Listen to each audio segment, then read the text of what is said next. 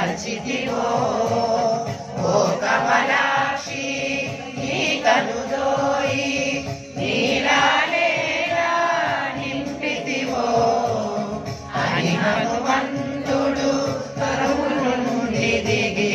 అంజలి ఘటించి చందన నిలిచి